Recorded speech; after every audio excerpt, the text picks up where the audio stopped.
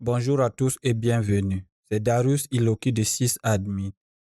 Dans la vidéo précédente, nous avons créé notre premier étendu DHCP.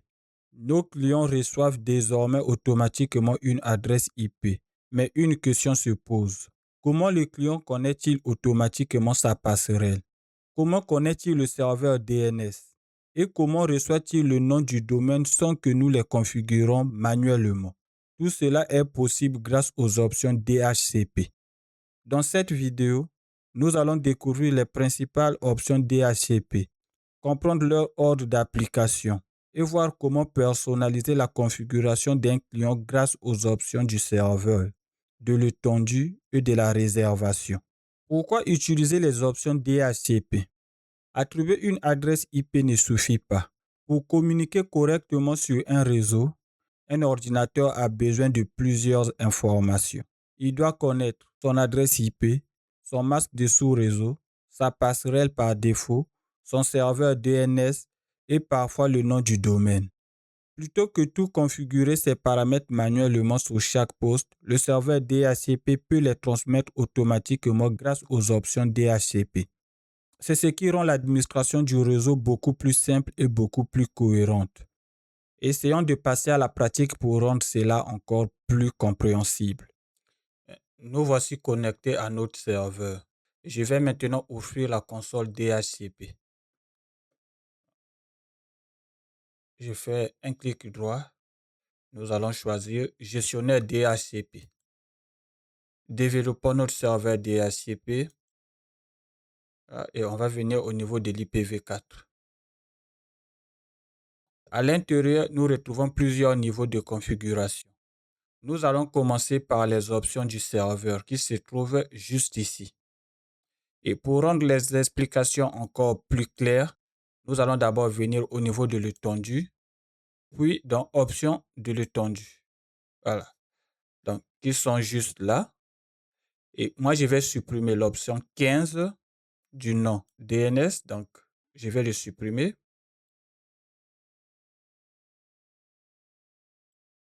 Et puis, je vais supprimer l'option du routeur. Donc, je vais supprimer les deux.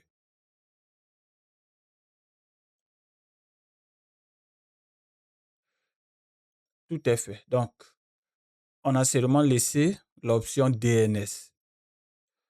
On agrandit un peu pour que ça puisse être visible.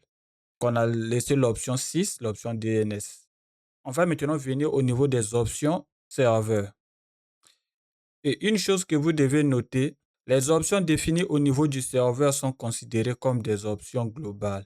Autrement dit, elles peuvent être utilisées par toutes les étendues présentes sur ce serveur. On y configure généralement des paramètres communs à toute l'entreprise, par exemple le serveur DNS, le nom du domaine ou encore certains serveurs réseau.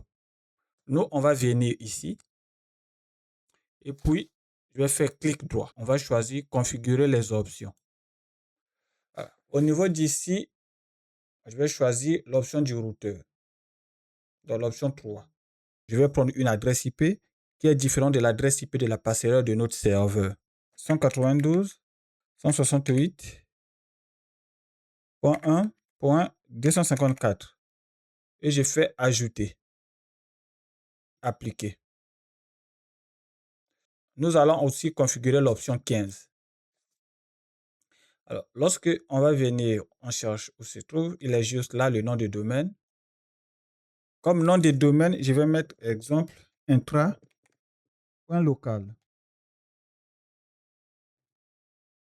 Et on valide l'opération. Donc, si on vient au niveau des options de serveur, on retrouve deux paramètres que nous avons mis en place. Premièrement, on a commencé par le paramètre 3, qui est le paramètre du routeur, et puis le paramètre 15, qui est le paramètre de nom de domaine. À ce stade, toutes les étendues pourront utiliser ces paramètres, sauf si elles définissent leur propre valeur. Et comme nous, on a supprimé les paramètres au niveau de notre étendue, donc si je viens au niveau de l'étendue et je viens dans Options d'étendue, vous voyez automatiquement l'étendue a hérité des paramètres. Voilà pourquoi j'avais dit Les options définies au niveau du serveur sont considérées comme des options globales. On va tester cela avec notre machine cliente. Donc, on vient au niveau de la machine cliente. On va se connecter.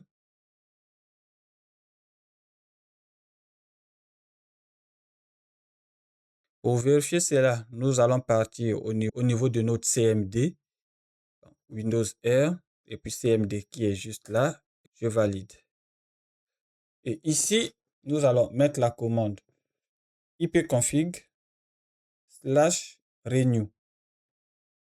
Cette commande permet à la machine cliente de mettre sa table à jour. Donc, s'il y a des nouvelles modifications au niveau du serveur DHCP, cette commande va permettre à la carte réseau de la machine cliente de se mettre à jour auprès du serveur DHCP.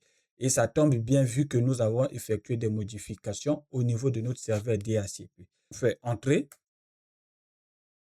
Là, on dit configuration IP de Windows. Donc, nous, on patiente. Et voilà. Déjà, on voit ici que les informations ont déjà changé au niveau de la carte réseau. Si on voit déjà notre suffixe DNS à la connexion, c'est maintenant intra.local. Ce n'est plus comme c'était avant parce qu'avant, c'était core.nexacore.com. Et là, tout a changé. Et nous pouvons même aussi voir au niveau de la passerelle par défaut que ce n'est plus la passerelle de notre serveur. Et nous allons repartir au niveau de notre serveur. Une étendue peut aussi posséder ses propres options. Lorsque c'est le cas, elle remplace automatiquement celles définies au niveau du serveur.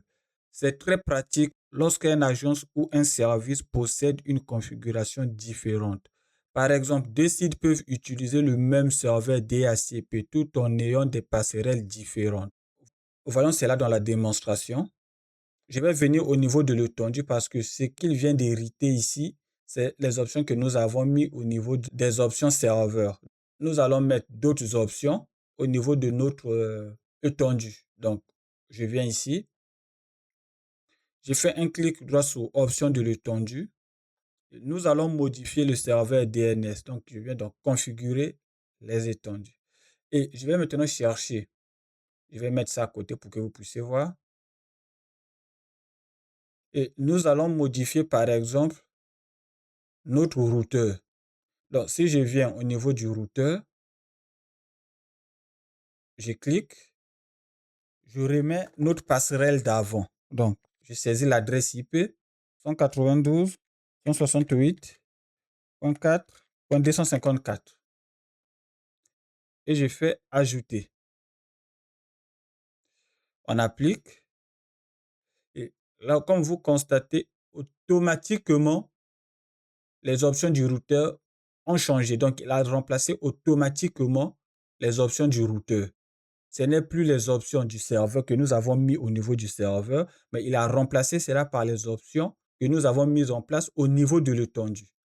Passons immédiatement sur notre poste client. Alors, je reprends la commande ipconfig/renew. J'appuie sur OK. Là, vous voyez vraiment la différence au niveau des adresses IP de notre passerelle. Lorsqu'on regarde la passerelle, là, on a 192.168.4.254 et tout en haut, on a 192.168.1.254. Donc, on peut dire que les options mises en place au niveau de l'étendue sont prioritaires aux options de serveur. D'ailleurs, si ce n'est pas encore fait, pensez à vous abonner à la chaîne. Cela aide énormément au développement des sysadmin et au référencement des vidéos sur YouTube. Et si vous regardez ici, on a les réservations. Une réservation permet déjà d'attribuer toujours la même adresse IP à un équipement. Mais elle peut également posséder ses propres options DHCP. Ces options seront prioritaires sur toutes les autres options. C'est le niveau de priorité le plus élevé. Et vu que nous, on n'a pas encore configuré les réservations, voilà pourquoi on n'a pas toutes les fonctionnalités au niveau des réservations. Et dans la prochaine vidéo, nous allons parler des réservations et cela sera plus compréhensible pour vous. Nous allons remettre correctement les paramètres au niveau de l'étendue. Donc, je viens et au niveau du serveur DNS, je vais modifier, je vais remettre le nom. Voilà, je vais remettre, configurer. Et là, si je viens, c'est l'option 15.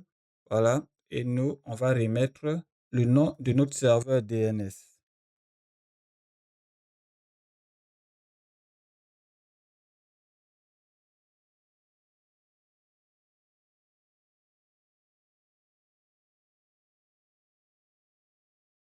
Si on check cela au niveau de notre client, que tout est bon, donc on vient au niveau de la machine cliente. Voilà. Et là, tout est bon. On a remis nos paramètres initiaux. Je vais vous mettre une image pour bien vous expliquer le niveau de priorité des options au niveau d'un serveur DHCP. Retenez toujours cette règle. Le serveur DHCP recherche l'information dans un ordre bien précis. Il commence par vérifier les options de réservation. Si l'option n'existe pas, il regarde les options de l'étendue. Et si elle n'est toujours pas définie, il utilise les options du serveur.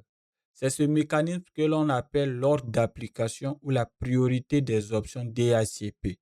C'est une notion essentielle pour comprendre le comportement d'un serveur DHCP. Et les options que vous utiliserez le plus souvent sont l'option 3 qui correspond à la passerelle par défaut, l'option 6 qui permet d'indiquer le serveur DNS et l'option 15 qui traite automatiquement le nom du domaine. Dans cette vidéo, nous avons découvert les options DHCP ainsi que leur rôle dans la configuration automatique des clients. Nous avons vu la différence entre les options du serveur, de l'étendue et de la réservation. Nous avons compris leur ordre d'application et nous avons vérifié dans la pratique que les clients reçoivent toujours l'option la plus spécifique. Dans la prochaine vidéo, nous irons encore plus loin en découvrant les réservations DHCP, leur fonctionnement et les cas concrets dans lesquels elles sont utilisées en entreprise. Si cette vidéo vous a été utile, pensez à vous abonner à la chaîne sysadmin pour ne pas manquer aucune des prochaines vidéos de la playlist. Je vous remercie de votre attention et je vous dis à très bientôt pour la suite de cette formation.